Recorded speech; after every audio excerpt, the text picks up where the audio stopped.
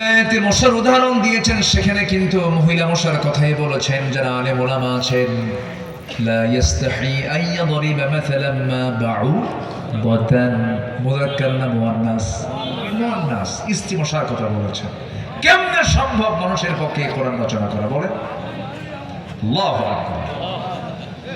আল্লাহ তাআলা মৌমাছিকে ওহী করলেন, কি বললেন? আনিত্তাখিযী মিনাল জিবালি বুয়ুতা। আনিত্তাখিযী মুযাক্কার না মুয়ান্নাস? মুয়ান্নাস।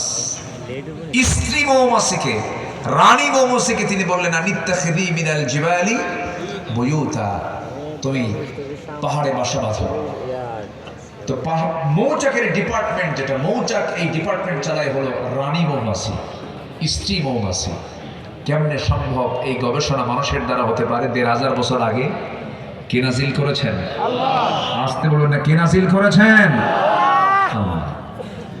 আমার বন্ধুগণ, নাম্বার ৩ হলো মশাকে তুচ্ছ ভাবার কোনো সুযোগ নাই।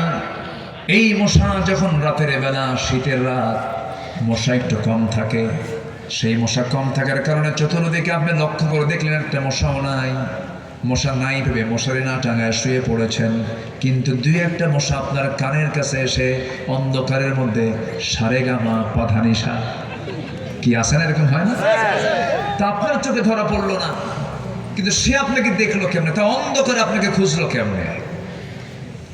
সায়েন্স বলতেছে একটা মশার কাছে তার সেন্সরটা এতই প্রখর যে ৭৫ ফুট দূরে কোন সলির মধ্যে শুয়ে আছে সে টের পায়। সে আপনাকে ঠিকই খুঁজে বের করছে কিন্তু।